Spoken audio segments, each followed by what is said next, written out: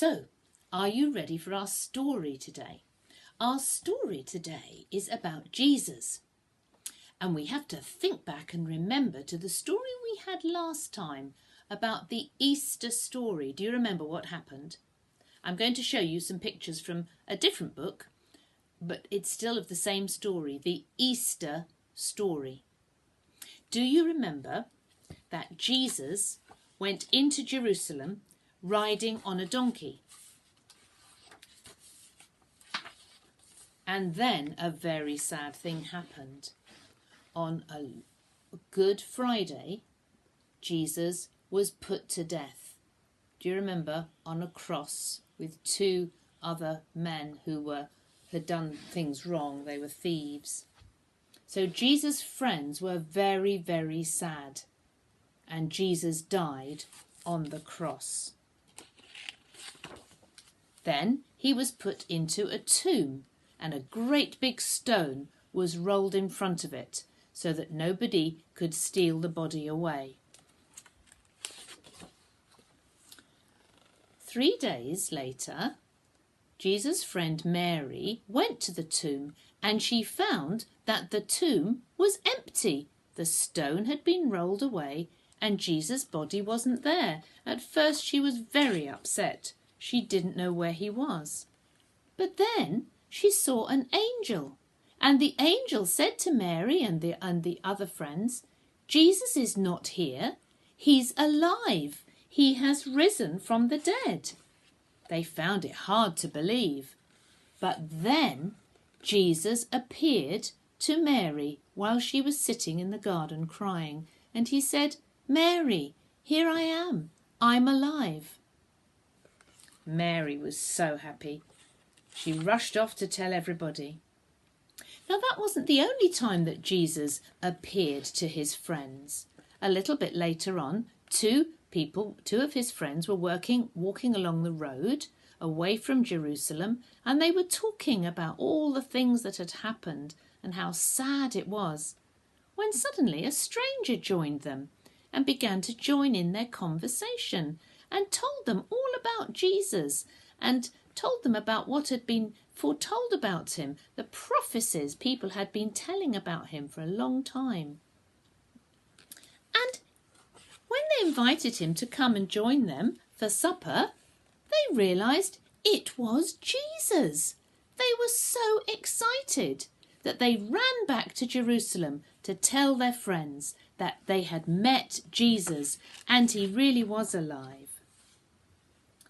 Another time, Jesus appeared to all the friends when they were together in a room with locked doors because they were frightened that people might come and arrest them. And Jesus suddenly was there in the room with them. And he said, "Look, here I am. I'm alive. Don't be afraid. You can touch me." And then he said, "Give me some fish to eat and I will show you that I can eat. I'm really alive." They were delighted. Our story today is about another time that Jesus appeared to his friends.